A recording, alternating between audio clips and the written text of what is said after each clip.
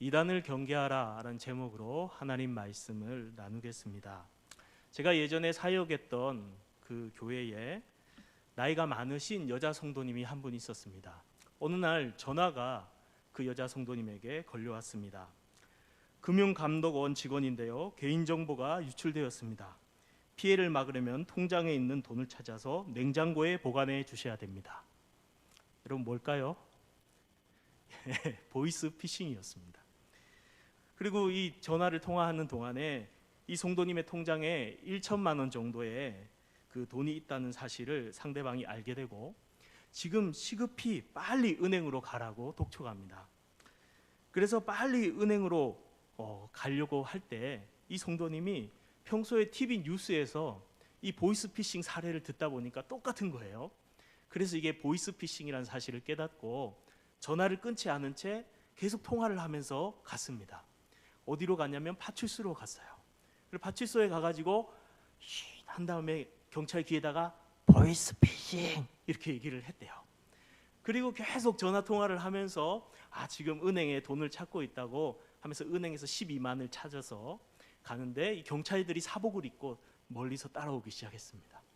그래서 돈을 찾아와서 이제 냉장고에 넣는데 어떻게 하면 되냐고 하니까 집 열쇠를 우체통에 넣어놓고 빨리 주민센터로 가라는 거예요. 그래서 열쇠를 넣고 주민센터로 빨리 갔습니다. 10분 뒤에 이 보이스피싱 범죄자가 나타나서 우체통에서 열쇠를 가지고 그 집을 열고 들어갔는데 경찰들이 숨어 있다가 붙잡았어요. 이 성도님이 어떻게 이 보이스피싱을 잡았을까요? 평소에 TV에서 보이스피싱이 어떤 건지 듣고 알고 있었기 때문에 잡을 수 있었습니다. 이것은 아주 옛날이고 오늘도 막 문자가 오는데 더 보이스피싱들이 더 개발되고 그리고 많은 사람들의 재산을 개인정보를 이용해서 뺏어가는 것들을 보게 됩니다. 이 보이스피싱보다 더 무서운 보이스피싱이 있습니다.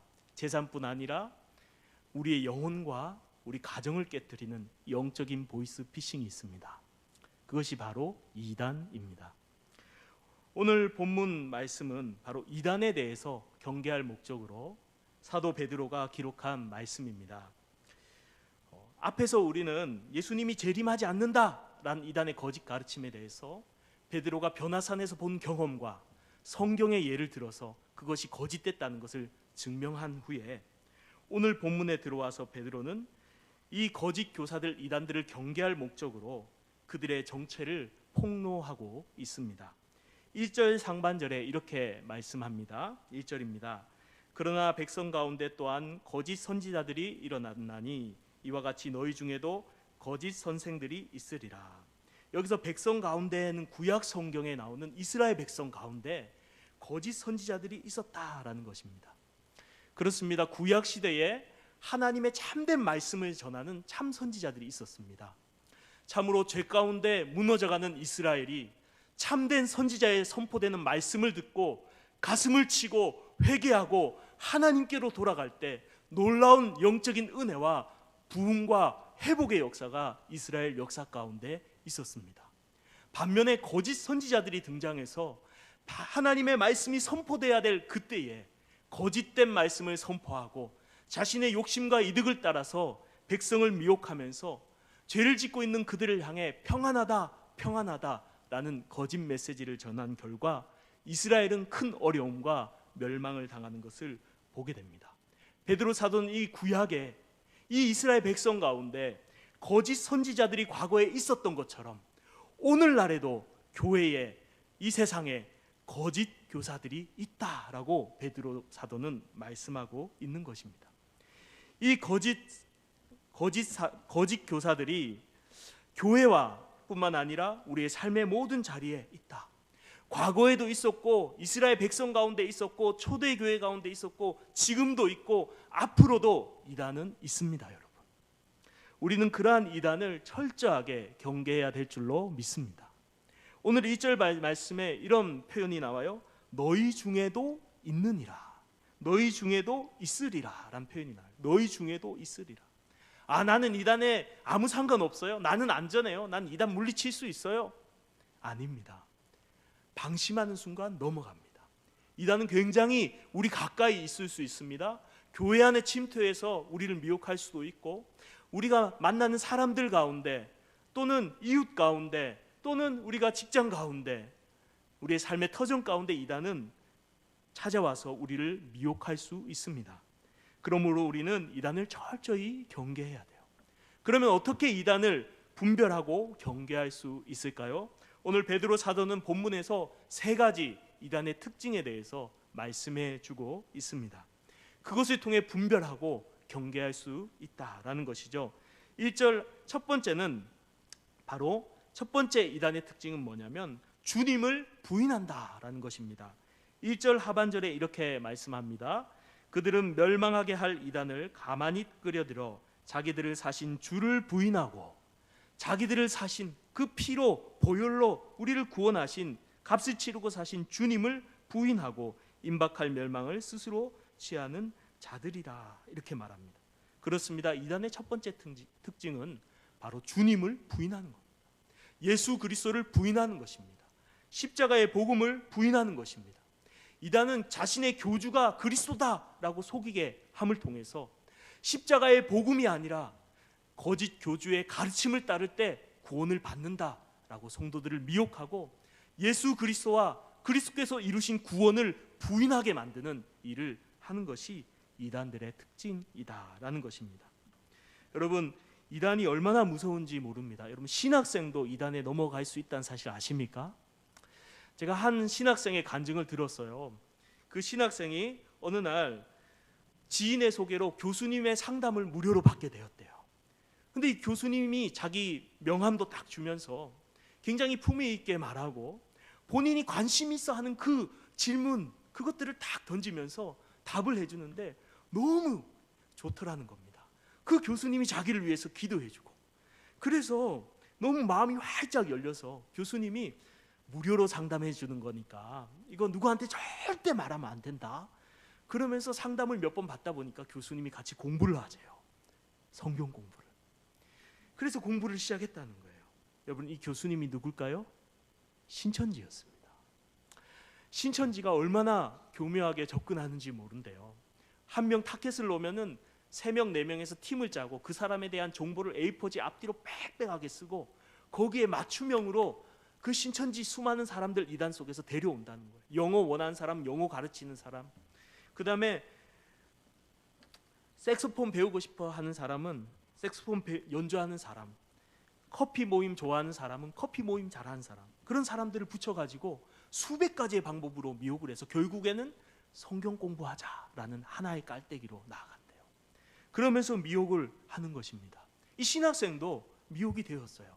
그렇게 공부하고 나니까 이제는 센터에 가서 공부를 하자고 하는 겁니다. 면접도 보고 월, 화, 목, 금 오전 10시에서 오후 1시, 오후 7시에서 10시 3시간씩 공부를 하는데, 그렇게 공부하는 60명의 학생들 중에 30명이 신천지 사람들이에요. 이미 교육 다 받은 사람들. 바람잡이로 들어와서 신분을 숨긴 채, 정체를 숨긴 채 분위기를 막 좋게 해서 굉장히 같이 짜장면도 먹으러 다니고 벚꽃 구경도 다니고 같이 이렇게 하고 상담도 들어주고 울면서 기도해주고 이러면서 분위기를 좋게 하면서 7개월 동안 신천지 교육을 딱 받고 나면은 이만희가 예수 그리스도로 보인답니다. 그렇게 미혹이 되어서 결국 입교증까지 쓰게 되고, 이 신학생이 신천지가 그리스도라 믿게 돼버렸어요. 그래서 집에 딱 들어갔는데 어떤 일이 벌어졌냐면, 아버지가 갑자기 문을 딱 잠그는 거예요. 그리고 잠깐 놔뒀던 휴대폰이 사라진 거예요. 어떻게 됐냐 보니까 아버지가 3개월 전부터 신천지인 줄 알고 준비를 했습니다. 화장실을 탈출하려고 창문을 여니까 쇠창살을 다 용접해서 막아놓은 거예요. 그리고 직장도 그만둔 채 아버지 어머니가 안 나가고 아들을 딱 지키고 있는 겁니다. 그러면서 이단 상담소에서 한 번만 상담을 받자라고 말하는 거예요. 실갱이를 벌이다가 며칠 뒤에 상담을 받게 됩니다. 이단 상담소에서 일하시는 목사님이 캐리어를 끌고 들어와서 이틀 동안 상담을 받고 자기는 싸워서 이길 거라고 그렇게 그 신학생이 대화를 했는데, 알고 보니까 그렇게 백마를 타고 잘 나타난 것이 이만희 자기 교주밖에 없는 줄 알았는데, 다른 교주들도 이미 백마를 다 타고 사진을 찍어놓은 사진을 본 거예요. 뿐만 아니라 이 이만희라는 사람이 유재열 장막 성전에서 3년, 박태선 천부교에서 10년, 구인의 백만봉 다른 이단들을 다니면서 23년 동안 이단들 밑에서 배워가지고 자기가 가게를 새로 차렸는데 그게 신천지라는 겁니다. 그리고 자기가 배운 그 사기꾼들의 방법을 통해서 자기를 속여서 예수님을 부인하게 만들었다라는 것입니다. 그것을 깨닫고 그 신학생이 다시 돌아왔다는 이야기를 듣게 됩니다. 사랑하는 성도님들, 다른 이단들도 마찬가지예요. 이단들의 특징은 뭐냐면 주님을 부인하는 겁니다. 주님이 이루신 십자가의 복음을, 사역을 부인하는 겁니다. 그리고 자신들의 교주가 그리스도라고 속이고 그들로 하여금 미혹되게 하는 것이 이단들의 방법이다라는 것입니다. 여러분, 주님을 부인하게 하는 이 이단들을 철저히 경계할 수 있는 우리 성도님들이 되시기를 주님의 이름으로 축복합니다. 우리는 여기서 멈추지 않고 더 나아가야 돼요. 이단이 우리를 흔들고 빼앗으려고 한 것이 뭡니까? 바로 예수 그리스도예요. 우리가 믿는 복음입니다. 우리는 그 이단의 가르침과 정반대로 그들이 흔들고 빼앗으려고 하는 이 예수 그리스도를, 이 복음을 더 굳건하게 붙들어야 될 줄 믿습니다. 예수 그리스도를 부인하는 것이 아니라 예수 그리스도를 시인하는 삶을 살아가야 될 줄로 믿습니다. 예수 그리스도만이 나의 주인이시다. 예수 그리스도만이 나의 왕이시다. 예수 그리스도께서 나를 위해 십자가에 죽으셨다. 그분만이 나의 구원자이시다 라는 사실을 우리의 입술과 우리의 삶으로 시인하며 고백하는 하나님의 백성들이 되시기를 바랍니다. 초대교회의 서머나 교회 감독이었던 폴리갑이라는 사람이 있습니다. 예수님을 믿는다는 이유로 잡혀갔습니다. 호민관이 그에게 말합니다. 너가 예수님을 부인하면, 그리고 가이사가 왕이고 주라고 시인한다면 내가 너를 살려주겠다. 그때 이 폴리갑이란 교부가 말합니다. 38년 동안 주님은 나를 한 번도 모른다고 부인하지 않았는데 내가 어찌 나의 왕, 나의 주님을 부인할 수 있습니까? 그리고 그는 화형대로 나아갔어요. 그 화형대에서 불타 죽는 순간까지 그는 하나님을 찬양했습니다. 그것을 보고 있던 수많은 그리스도인들, 예수님을 시인하지 못하고 예수 믿는다는 사실을 숨겨왔던 그리스도인들이 그 모습을 보면서 가슴에 불이 뜨겁게 일어나기 시작했어요. 그리고 그들도 고백했습니다. 예수님은 나의 주님이시고 나의 왕이시다. 사랑하는 성도님들, 이 신앙 고백이 우리의 신앙의 사활을 좌우한다는 사실을 믿으시길 바랍니다. 여러분, 예수님이 여러분의 주인이십니까? 예수님이 여러분의 왕이십니까? 예수님이 여러분의 구원자이십니까? 이것에 목숨을 걸어야 될 줄 믿습니다. 입술로서 예수님은 나의 주인이시고 나의 왕이시고 나의 구원자이시다 뿐만 아니라 삶으로서 예수 그리스도 나의 주인이시다, 예수 그리스도 나의 왕이시다, 예수 그리스도 나의 구원자시다 고백할 수 있기를 바랍니다. 이것에 목숨을 건 신앙을 가질 때 우리 신앙은 견고하게 서가지만 나도 모른 채 복음이 내 안에 흐려져 가고 구원의 감격이 식어져 가고 예수님이 주인이고 왕인 거 별로 내 삶에 중요하게 여겨지지 않게 되고 내가 내 삶의 실제적인 주인이 되어져 가며 삶으로 예수가 주라는 사실, 구원자라는 사실을, 핏값으로 나를 사셨다는 그 사실을 내 삶 속에서 부인하고 있을 때 우리 신앙은 무너지는 겁니다. 사랑하는 성도님들, 이 신앙 고백적 삶에 예수 그리스도가 나의 주고 왕이며 구원자라는 사실에 목숨을 거는 하나님의 백성들이 되시길 바랍니다. 그럴 때 우리의 신앙이 살아있는 신앙으로 견고하게 서갈 줄로 믿습니다. 두 번째 이단의 특징은 뭐냐면 호색입니다. 2절에 이렇게 말씀하고 있습니다. 우리 2절을 같이 한번 읽어볼까요? 시작.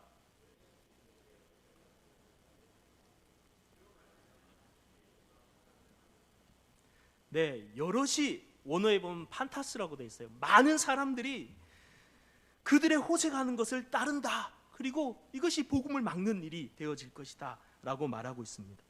여기서 호색은 원어로 아세게이아인데 음란과 방탕을 말해요. 무절제한 삶, 음란한 삶을 말합니다.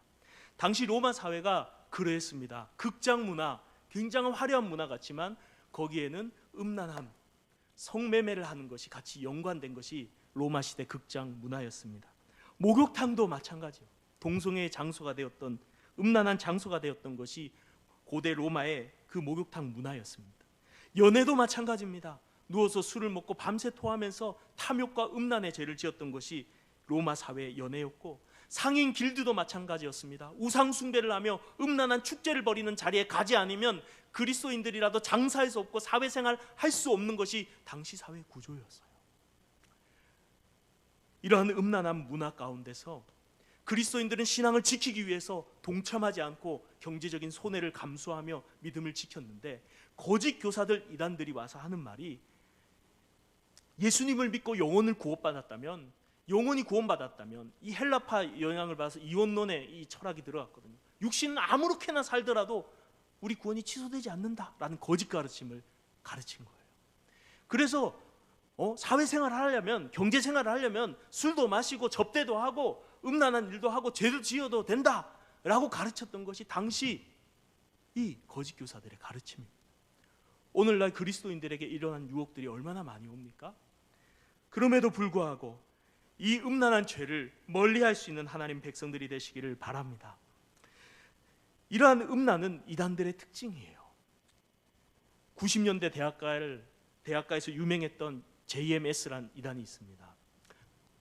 유명한 대학들마다 동아리를 만들고 젊은이들이 좋아할 만한 그런 문화적인 것들을 매개체로 해서 포교 활동을 하고, 많은 엘리트들이 이 JMS라는 이단에 빠져들어갔어요. 그리고 이 교주 정명석은 성경 공부를 하면서 눈이 온다 하면 정말 창문 열면 눈이 오는 이적이 일어나고, 기도를 하니까 병 낫는 이적이 일어났습니다. 여러분, 기적과 이적이 일어난다고 그것이 진리일까요? 아닙니다. 예수님께서도 마지막 때 거짓 교사들이, 거짓 그리스도들이 기적과 이적으로 많은 이들을 미혹할 것이라고 말씀하셨어요. 이렇게 미혹을 했습니다. 그리고 자기를 향해서 메시아라고 말합니다. 많은 사람들이 JMS에 빠져들어갔고, 충남, 금남에 있는 자기의 그 태어난 것을 동방의 예루살렘이라면서 큰 별장을 만들고, 거기에 젊은 청년들을 불러서 면담을 하면서 성적 범죄를 저지릅니다. 그리고 자기와의 관계를 가지면 구원받는다는 이야기까지 합니다. 이렇게 음란한 죄를 지으면서 만행이 결국 1999년에 방송 타면서 세상에 알려지자 그가 대만으로 도피합니다. 근데 이 대만에서 리조트를 빌려서 또 음란한 죄를 짓게 되는 거예요. 이번에는 홍콩으로 도주하고, 그리고 중국으로 도주하고, 반복해서 그런 죄를 지으면서 도주하던 이 정명석은 결국 붙잡혀서 한국으로 송환됩니다. 한국에 송환돼서도 거품을 물면서 막 기절하는 척하고, 나는 메시아라고 말한 적이 없다 거짓말하고, 수사관에게 무릎 꿇고 살려달라고 애원하기도 하고, 결국 감옥에 수감되었다가 풀려난 후에도 7년 동안 전자발찌를 차고 다녀야 했습니다. 그리고 풀려난 출소 이후에도 또한 성폭행과 성추행으로 고소를 당하고 있는 중입니다.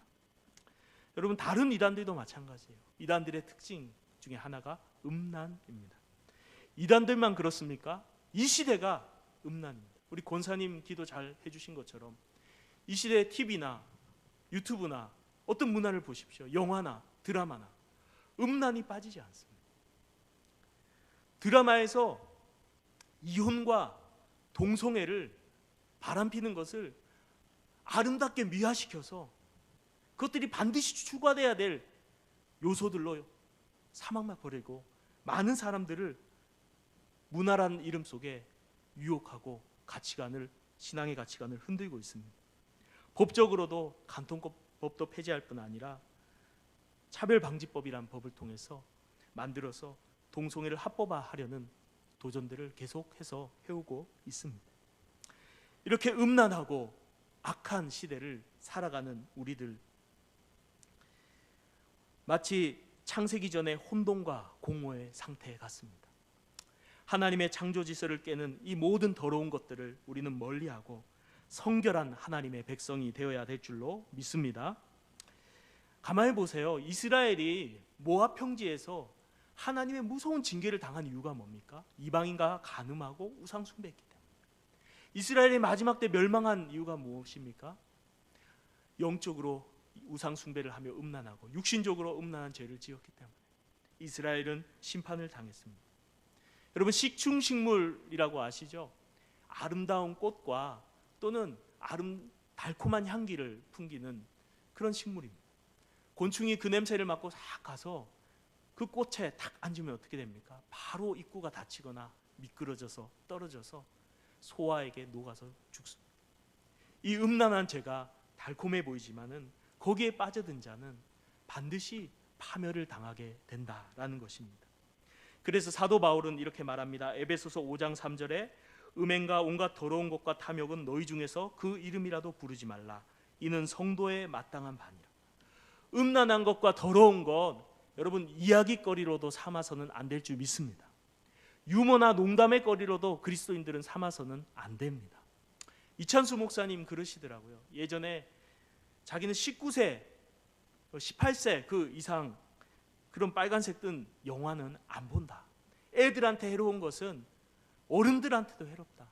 참 맞는 이야기 같아요. 그러면서 자기가 어디에 더 영향을 받느냐, 성경이냐, 이 음란한 것이냐, 가까이 하는 것에 영향을 본인이 받는다라고 말씀하셨어요. 그 경건한 한국교회 존경한 목사님들, 여러분 우리가 가까이 하는 것에 영향을 받음을 기억하시기 바랍니다. 세상의 모든 음란한 것을, 모든 더러운 것들 멀리하고 문화생활, 여가생활 하지 말라는 것이 아니죠. 분별하라는 것입니다. 보지 말아야 될 것들, 영적으로 해를 입힐 것들, 폭력적인 것들, 음란한 것들 다 멀리하고 하나님이 함께 그곳에서 드라마를 보시고 하나님이, 예수님이 함께 그곳에서 영화를 봤을 때 부끄러움이 없는 그것을 보실 수 있기를 바랍니다. 우리의 삶 가운데 이러한 것들을 멀리하고 더 나아가서, 음란에서 더 나아가서 오히려 우리가 성결한 삶, 거룩하고 순결한 하나님의 백성, 그리스도의 신부로 우리의 신앙이 세워져야 될 줄로 믿습니다. 여러분, 남자들의 적이 있어요. 누군지 아십니까? 션이라는 연예인입니다. 믿음이 굉장히 좋은 연예인입니다. 기부천사, 좋은 남편으로 알려진 분이죠. 그가 처음부터 이렇게 믿음이 좋았던 게 아니래요. 결혼 전에는 세상 친구들하고 막 어울리면서 막 그런 데 다니고 하니까 한쪽 발은 세상에, 한쪽 발은 하나님한테 두고 다니는 게 너무 마음에 괴로웠대요. 그러다가 미국에 곡을 준비하러 갔을 때 거기 친구들이 다 끊어지니까 아침과 저녁마다 하나님께 기도를 드렸대요. 그런데 새벽에 어느 날 기도를 하는데 하나님의 사랑이 그의 마음속에 엄청나게 쏟아 부어지더래요. 내가 지금까지 정말 외롭고 사랑받지 못한 그런 어려운 삶을 살아온 줄 알았는데 하나님이 나를 이미 엄청난 사랑으로 사랑해 주셨구나. 그걸 기도하다가 깊이 깨달은 거예요. 하나님의 마음은 사랑이 그 속에 가득하게 쏟아져 내리기 시작했어요. 그때 션이 변화됐어요. 하나님이 나를 이렇게 사랑했으니 나도 하나님께 받은 사랑으로 다른 사람들을 사랑해야지. 신앙은 알미 아니라 삶으로 나아가는 거다라는 것을 깨닫고 실천하기 시작했습니다. 그리고 결혼을 하죠. 정혜영 씨 배우랑 결혼을 하고 그가 이렇게 고백하는 이야기를 들었습니다. 예수님은 자격 없는 저를 신부로 삼아 주셨습니다. 예수님으로 인해 저는 행복해졌습니다. 저는 저를 신부로 삼아 주셔서 하나님께서 허락해 주신 이 배우자를 세상 모두가 부러워할 만큼 행복하게 해주면서 살려고 노력하고 있습니다. 이게 아내 된 사람들 향하고 이야기하는 것이죠. 그러면서 믿는 사람이나 안 믿는 사람이나 모든 사람에게 본이 되는 그리스도인으로 하나님이 주신 그 사랑으로 아내를 순결하고 아름답게 사랑하며 많은 그리스도인들에게 본이 되고 있습니다. 사랑하는 성도님들, 우리가 세상의 음란이 아니라 하나님 백성다운 성결한 삶, 참된 사랑으로 나아갈 수 있기를 주님의 이름으로 축복합니다. 그런 의미에서 옆에 아내와 남편이 계시다면 딴 남자한테 하시면 안 됩니다. 옆에 아내와 남편에게만 딱 바라보시고 앞뒤에 계시도록 바라보시면서 우리 이렇게 한번 인사해 보겠습니다. 어제보다 오늘 당신을 더욱 사랑해요. 시작. 이경옥 권사님이 안 하십니까? 예, 다시 한번 해볼까요? 어제보다 오늘 당신이 더욱 사랑해요. 예, 권사님 하셨습니다. 예, 맞아요. 우리가 하나님께서 주신 귀한 그 남편과 아내를 정말 하나님의 선물로 소중히 여기고 발에 때같이 여기면 안 돼요. 남편은 소중히 여기고 존중하고 사랑할 수 있는 그런 하나님의 백성들이 되시길 바랍니다. 자, 세 번째 이단의 특징은 무엇입니까? 탐심입니다. 우리 3절 말씀을 같이 한번 읽어보겠습니다. 3절입니다. 시작. 그들이 탐심으로써 지어낸 말을 가지고 너희로 이득을 삼으니 그들의 심판은 옛적부터 지체하지 아니하며 그들의 멸망은 잠들지 아니하느니라. 아멘. 네, 탐심을 가지고 이 이단들이요 지어낸 거짓말을 가지고 사람들을 속여서 그 돈을 뺏고 재산을 빼앗는 거예요. 이득을 삼는 거예요. 그들의 심판, 그들의 멸망은 잠들지 않는다. 반드시 멸망당하고 그들 심판받는다라는 것입니다. 이단들의 세 번째 특징은 바로 이 탐심입니다. 이전에 아가동산이라는 이단이 있었습니다. 신나라 유통해서 막 테이프랑 이런 거 많이 한때 유행했었죠. 그 교주가 김기순이라는데 평범한 주부였습니다. 근데 삭발교라는 사이비 교회에 들어가서 집단 생활을 하다가 나온 후에 신흥 종교를 하나 세웠는데 그게 아가동산입니다. 그리고 자기가 3살짜리 아기이기 때문에 이 교주 자신이 아가야라고 자기를 부르라고 하면서 자기는 아기니까 어떤 말 어떤 행동을 해도 죄가 안 된다 그렇게 말하면서 기존 교회나 종교를 비판하면서 사람들을 세뇌시켜 갔어요. 그리고 아가동산이란 것을 만들어서 집단 생활을 하기 시작합니다. 그러면서 아버지를 아저씨라 부르게 하고 어머니를 아줌마라 부르게 하고 부부끼리 동침도 금하고 중학교 이상 공부 못하게 하고 병역도 일부러 기피하게 만듭니다.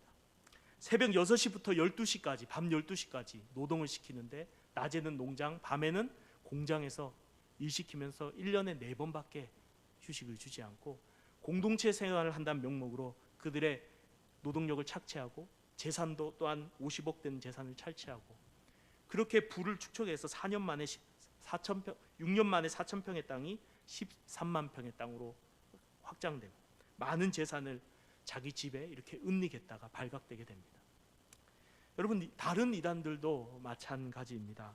이단들의 특징 중에 하나가 바로 탐심이죠. 그래서 이단들이 사업을 많이 해요.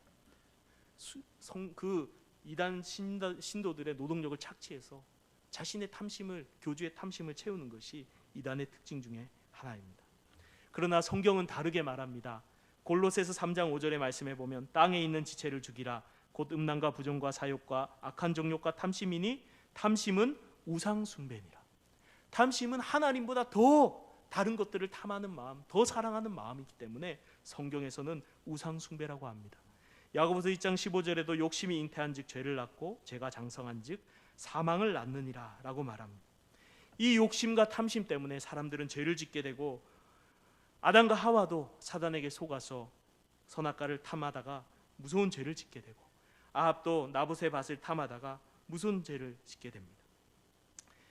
이처럼 탐심이 우리의 신앙과 삶을 무너뜨리는 이단의 그러한 한 모습입니다. 우리는 이와 반대로 삶을 살아가야 될 줄로 믿습니다. 탐심이 아니라 나눠주는 삶, 하나님 내게 주신 것을 감사하며 자족하면서 나눠줄 수 있는 삶을 우리는 살아가야 됩니다. 차인표 씨의 간증을 들은 적이 있어요. 이게 차인표 씨가 모태신앙인데 예수님의 음성을 한 번도 못 들었대요. 이 마음속에서 하시는 음성도 못 들었대요. 그래서 너무 듣고 싶어서 지저스란 그런 그 뮤지컬에 무료로 출연도 하고 봉사도 많이 했는데 계속해서 못 듣는 거예요. 그러던 중에 시네라 씨가 컴패션이라는 어린아이들을, 가난한 외국의 아이들을 돕는 그런 곳에 홍보대사였는데 일이 생겨서 차인표 씨에게 부탁했습니다. 아내에게 이길 수 없었던 차인표 씨가 인도로 이제 대신 갈 수밖에 없게 됐어요. 가는데 억지로 가니까 대한항공 1등석에 제일 좋은 좌석에 앉아서 갔습니다. 내려서는 불편하게 차를 타고 더위, 모기 그리고 지루함 속에서 불평원망을 하면서 갔다고 합니다. 가는 도중에 이 컴패션 대표 목사님께서 이렇게 말했습니다. 인표 씨가 지금부터 만날 아이들은 세계에서 가장 가난한 자들입니다. 가서 고생했다, 사랑한다, 넌 사랑받기 위해 태어난 아이야, 이렇게 안아주면서 얘기해 주세요. 그렇게 말하더랍니다. 아, 나 그 정도는 할 수 있지. 그러면서 차인표 씨는 버스를 타고 시골의 한 교회 앞에 도착합니다. 교회 앞에 아이들이 잔뜩 모여 있는데 차인표 씨가 가까이 가자 7살짜리 아이가 매빼 마르고 옷도 지저분하고 냄새나는 아이가 손을 탁 먼저 내밀더래요. 그래서 그 아이의 손을 탁 잡는 순간 예수님이 자신의 마음속에서 자기에게 이야기하시대요. 그렇게 평생 찾아다녀도 만나지 못했던 예수님이 그 아이를 만나는 순간 말씀하시는 거예요. 인표야, 정말 수고 많았다. 내가 오랫동안 너를 기다렸단다. 얼마나 외로웠니? 얼마나 힘들었니? 내가 너를 이제 위로해 줄게. 내가 너를 사랑한단다. 너는 나의 사랑을 받기 위해 이 세상에 태어났단다. 아이에게 해주고 싶은 말을 주님께서 자기에게 해주시더래요. 그래서 이 등석을 타고 수없이 무대를 헤매면서 예수님을 찾아다녔는데 예수님이 바로 이 아이 옆에서 자기를 기다리셨다라는 것을 깨닫고 이 차인표 씨가 그때부터 변화되어서 많은 어려운 이웃들에게 나누는 삶을 살아가고 있다고 합니다. 사랑하는 성도님들, 그리스도인들인 우리는 이단의 모습과 같이, 세상의 모습과 같이 탐심이 아니라 사랑과 나눔의 마음으로 살아갈 수 있기를 주님의 이름으로 축복합니다. 저도 한번 생각해봐요. 우리 아이들이 초등학교에 갔다가 이제 방과 후 활동을 하는데 요리 교실 같은 데서 이렇게 뭘 이렇게 만들어 오거나 장난감 만들어 와요. 근데 아이가 친구들 거 잔뜩 뺏어 와서 아빠 잘했지, 아빠 주려고 친구들 거 다 뺏어 왔어. 이러면 제가 기분이 좋을까요, 나쁠까요? 기분 별로 안 좋아요. 친구들 거 뺏어 왔으면 기분 안 좋아요. 근데 반면에 요리 교실에서 아빠를 주려고 케이크를 열심히 만들었는데 방과 후 공부하는 한 친구가 너무 배고프다고 해서 아빠 주려고 만든 걸 친구한테 주고 왔어. 그래서 줄 게 없어 미안해요. 이러면 제 마음이 싫을까요? 나 케이크 먹고 싶은데 왜 안 가져왔어? 이럴까요? 아니면 기쁠까요? 제가 그렇게 나쁜 사람은 아닙니다. 기쁠 거예요, 제 마음속에. 우리 하나님 아버지는 어떠실까요? 이 땅에서 남의 것을 탐욕스럽게 빼앗는 당신의 자녀들과 하나님이 주신 작은 것으로 함께 나누며 섬기는 백성들 볼 때에 하나님 후자의 자녀들을 보면서 더 기뻐하실 줄로 믿습니다. 사랑하는 성도님들, 오늘 이 이단의 세 가지 특징 우리가 살펴봤어요. 첫째는 주님을 부인하고 음란하고 탐심을 쫓아간다고 했습니다. 이 이단의 모습들, 주님이 싫어하는 모습들을 따라 살아갈 것이 아니라 주님을 내 입술과 내 삶으로 시인하고 인정하는 삶, 하나님 앞에서 영적으로 육신적으로 순결하고 성결한 삶, 주님의 사랑을 함께 나누는 삶, 그러한 삶을 살아갈 수 있는 하나님의 백성들이 되시기를 주님의 이름으로 축복합니다.